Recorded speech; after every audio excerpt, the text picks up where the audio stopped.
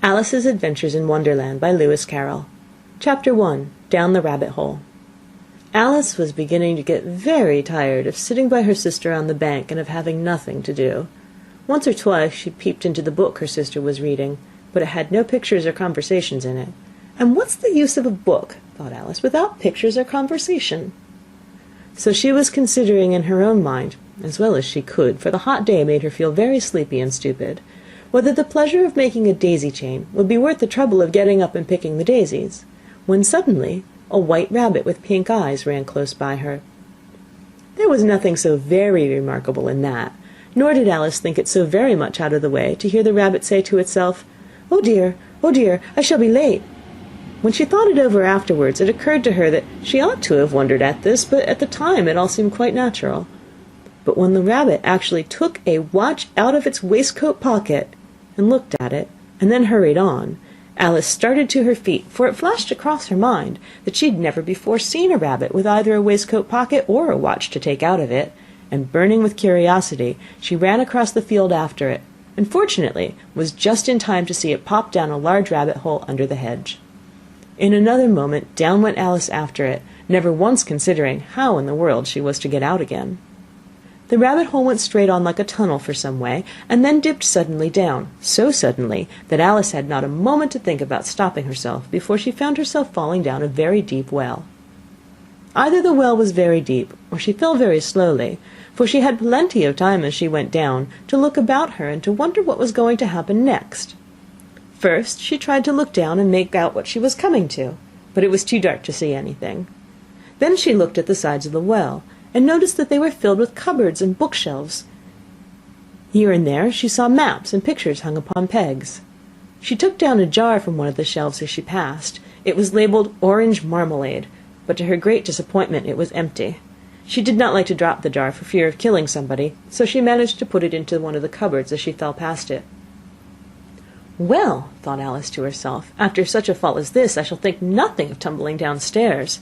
How brave they'll all think me at home! Why, I wouldn't say anything about it even if I fell off the top of a house," which was very likely true. Down, down, down. Would the fall never come to an end?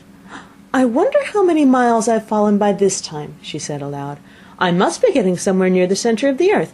Let me see, that would be 4,000 miles down, I think." For you see, Alice had learnt several things of this sort in her lessons in the schoolroom, and though this was not a very good opportunity for showing off her knowledge, as there was no one to listen to her, still it was good practice to say it over. "Yes, that's about the right distance. But then I wonder what latitude or longitude I've got to." Alice had no idea what latitude was, or longitude either, but thought they were nice grand words to say. Presently she began again. "I wonder if I shall fall right through the earth. How funny it'll seem to come out among the people that walk with their heads downward. The antipathies, I think." She was rather glad there was no one listening this time, as it didn't sound at all the right word. "But I shall have to ask them what the name of the country is, you know. Please, ma'am, is this New Zealand or Australia?" And she tried to curtsy as she spoke. Fancy curtsying as you're falling through the air. Do you think you could manage it? "And what an ignorant little girl she'll think me for asking. No, it'll never do to ask. Perhaps I shall see it written up somewhere." Down, down, down. There was nothing else to do, so Alice soon began talking again. "Dinah'll miss me very much tonight, I should think." Dinah was the cat. "I hope they'll remember her saucer of milk at tea time. Dinah, my dear, I wish you were down here with me. There are no mice in the air, I'm afraid, but you might catch a bat, and that's very like a mouse, you know. But do cats eat bats, I wonder?" And here Alice began to get rather sleepy, and went on saying to herself in a dreamy sort of way, "Do cats eat bats? Do cats eat bats?" And sometimes, "Do bats eat cats?" For you see, as she couldn't answer either question, it didn't much matter which way she put it. She felt that she was dozing off, and had just begun to dream that she was walking hand in hand with Dinah, and saying to her very earnestly, "Now, Dinah, tell me the truth, did you ever eat a bat?" When suddenly, thump, thump, down she came upon a heap of sticks and dry leaves, and the fall was over.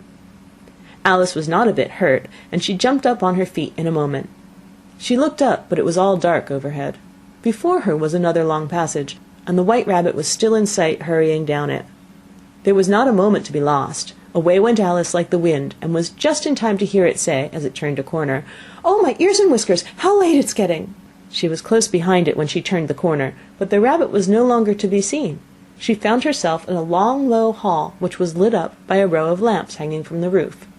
There were doors all around the hall, but they were all locked, and when Alice had been all the way down one side and up the other, trying every door, she walked sadly down the middle, wondering how she was ever to get out again. Suddenly she came upon a little three-legged table, all made of solid glass. There was nothing on it except a tiny golden key, and Alice's first thought was that it might belong to one of the doors of the hall. But alas, either the locks were too large or the key was too small, but at any rate it would not open any of them. However, on the second time round she came upon a low curtain she had not noticed before, and behind it was a little door about 15 inches high. She tried the little golden key in the lock, and to her great delight it fitted. Alice opened the door and found it led into a small passage, not much larger than a rat-hole. She knelt down and looked along the passage into the loveliest garden you ever saw. How she longed to get out of that dark hall and wander about among those beds of bright flowers and those cool fountains, but she could not even get her head through the doorway. And even if my head would go through, thought poor Alice, it would be of very little use without my shoulders. Oh, how I wish I could shut up like a telescope! I think I could, if I only know how to begin. For you see, so many out-of-the-way things had happened lately, that Alice had begun to think that very few things indeed were really impossible. There seemed to be no use in waiting by the little door, so she went back to the table, half hoping she might find another key on it, or at any rate a book of rules for shutting people up like telescopes. This time she found a little bottle on it, which certainly was not here before, said Alice, and round the neck of the bottle was a paper label, with the words "Drink me" beautifully printed on it in large letters. It was all very well to say "drink me," but the wise little Alice was not going to do that in a hurry.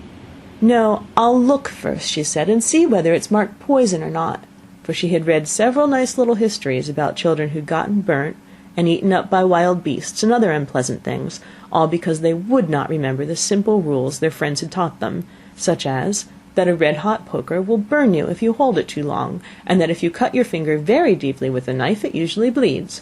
And she had never forgotten that if you drink much from a bottle marked poison, it's almost certain to disagree with you sooner or later. However, this bottle was not marked poison, so Alice ventured to taste it, and finding it very nice, it had, in fact, a sort of mixed flavour of cherry tart, custard, pineapple, roast turkey, toffee, and hot buttered toast. She very soon finished it off. "What a curious feeling," said Alice. "I must be shutting up like a telescope." And so it was indeed. She was now only 10 inches high, and her face brightened up at the thought that she was now the right size for going through the little door into that lovely garden.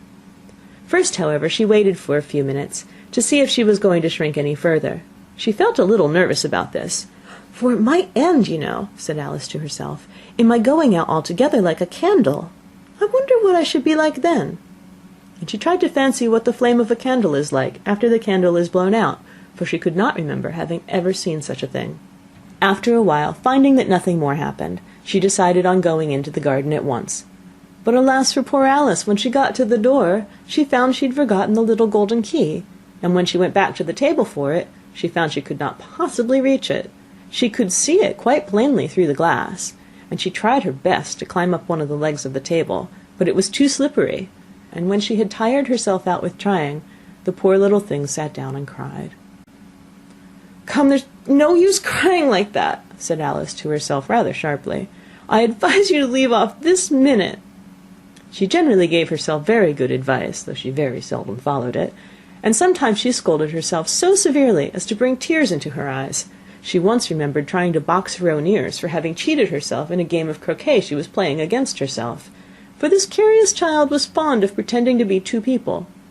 "But it's no use now," thought poor Alice, "to pretend to be two people. Why, there's hardly enough of me to make one respectable person." Soon her eye fell on a little glass box that was lying under the table. She opened it, and found in it a very small cake, on which the words "Eat me" were beautifully marked in currants. "Well, I'll eat it," said Alice, "and if it makes me grow larger I can reach the key, and if it makes me grow smaller I can creep under the door. So either way I'll get into the garden, and I don't care which happens." She ate a little bit, and said anxiously to herself, "Which way? Which way?" holding her hand on the top of her head to feel which way it was growing, and she was quite surprised to find that she remained the same size. To be sure, this generally happens when one eats cake, but Alice had gotten so much into the way of expecting nothing but out of the way things to happen, that it seemed quite dull and stupid for life to go on in the common way. So she set to work, and very soon finished off the cake. End of Chapter 1. Read by KristenMcQuillin, Tokyo, Japan, November 15th, 2005.